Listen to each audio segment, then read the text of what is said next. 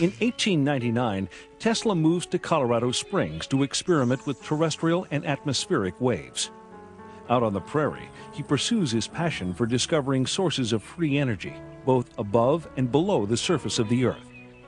While investigating a phenomenon known as the Schumann cavity, he develops his theories for tapping limitless sources of power that all people of the world may share. Surrounding the Earth, there's a cavity that resonates at about 8 cycles per second. And this cavity exists between the Earth we're standing on now and the bottom of the ionosphere, about a 60-kilometer gap. And this three-dimensional resonant cavity, in that cavity, you can transmit power, electromagnetic energy, at 8 hertz with almost no attenuation. The Schumann cavity is pumped or fueled at this time with megawatts of power from the lightning strokes that are occurring many times a second on a worldwide basis. It's rather like a child who's playing with a tetherball. Tesla was so creative, he envisioned using his power transmitter to spank the ball, put a great big ball of electricity, if by analogy, a pulse of electricity, in the ionosphere, and it would very weakly distribute itself all the way around the world. And when it came around the other side, just at the right moment, he would spank it again with another pulse of electricity, and he'd keep doing this until the accumulated energy was so great that it would be a resource to be pulled back out of the sky by a proper antenna. Tesla's idea was to be able to provide power equally to all people on Earth. At this time, there are 2 to 3 billion people on this planet that can't go home at night and turn on the lights. We can. The people that can are living in poverty. Tesla saw that there was a division between the have and the have-nots, and he was determined to make electrical power equally available to all people on this planet as a gift. Tesla develops the technology at Colorado Springs to produce astonishingly high voltages and currents. When the switch is thrown, ghostly sparks dance inside the lab, while on the copper ball atop the antenna, thick blue lightning crackles upward over 100 feet into the sky. Thunderclaps are heard over 15 miles away. It is one of the great inventor's crowning achievements, man-made lightning. At Colorado Springs, he had a 56 kilovolt ampere Westinghouse transformer that George Westinghouse gave to him, and it had various taps on it up to 55,000 volts. And through the amplification of this transformer into his magnifying transmitter, he's able to actually blowing up the Colorado Springs, some of the generators in the Colorado Springs plant at a distance of about 25 miles away.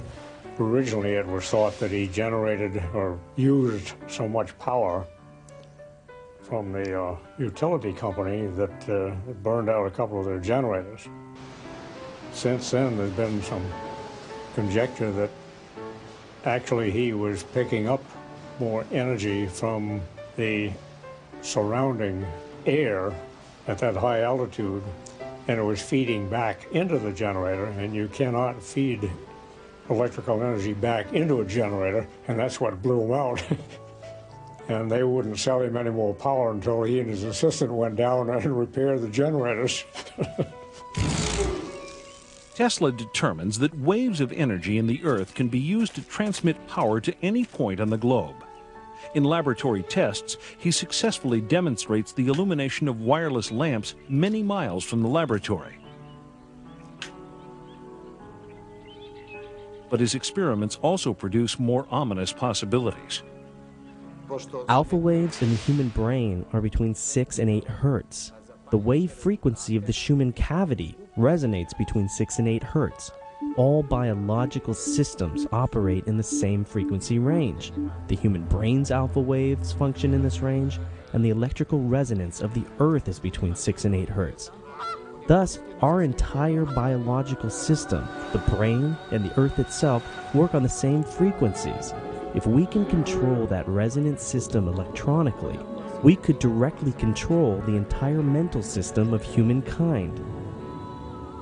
Tesla, aware of the awesome power this aspect of his discovery might unleash, decides to keep it under wraps. With the success of the Colorado experiments, Tesla moves back to New York City. After courting several financial backers, he is introduced to J.P.Morgan, the infamous banker and international financier. Morgan is convinced by Tesla's promise that he can, quote, build a world broadcasting system that will earn millions. Inspired by the earlier works of genius attributed to Tesla, the business-savvy Morgan invests $150,000. Though he must concede 51% ownership in his radio patents to the fabulously wealthy industrialist, Tesla nevertheless proceeds with his construction of the legendary Wardenclyffe Tower in 1900. Wardenclyffe laboratories were built by Tesla to try to prove his dream, his radio transmission of power. First it started off, he told his backers it would be just voice communication, but his real dream was power. Soon thereafter, with Wardenclyffe in the midst of construction, Tesla receives a report that Guglielmo Marconi has successfully completed a trans-ocean radio transmission. Morgan threatens to pull out.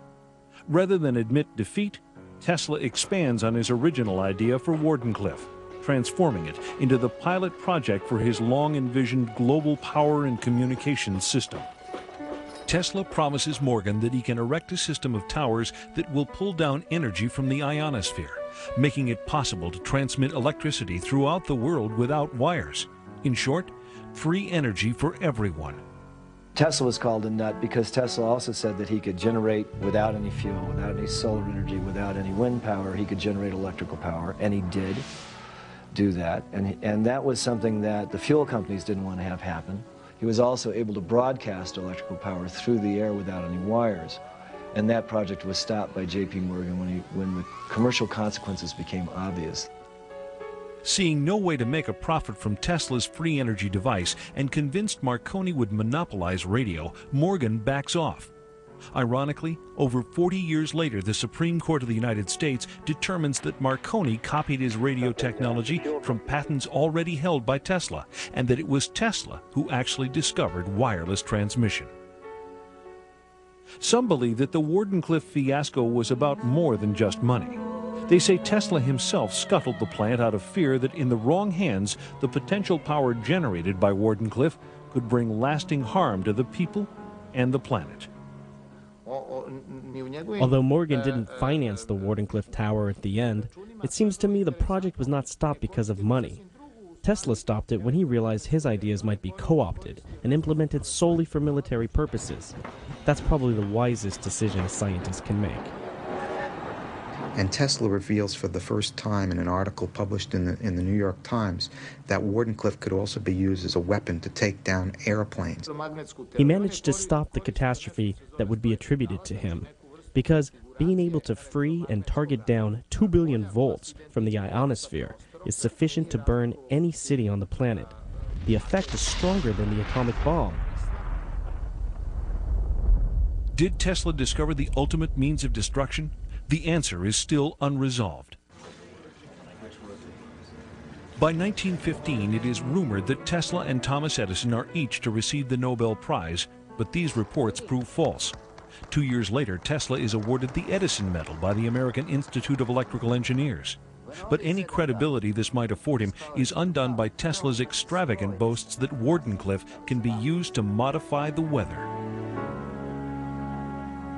They tore the tower down during the war because the military thought that was there for spy purposes. It took at least 3 or 4 charges of dynamite. It was so well built, they almost couldn't demolish it. But before it was completely dismembered, it was experimented with by someone who wanted to project scalar waves. All the birds, seagulls, and everything else left the area. There wasn't one within 20 miles. And the fishermen normally go out there complain because there were no fish that they could catch within a radius of 10 or 15 miles while that station was operating. That's why you can get a manifestation of some animals acting strangely, a day or hours before an earthquake.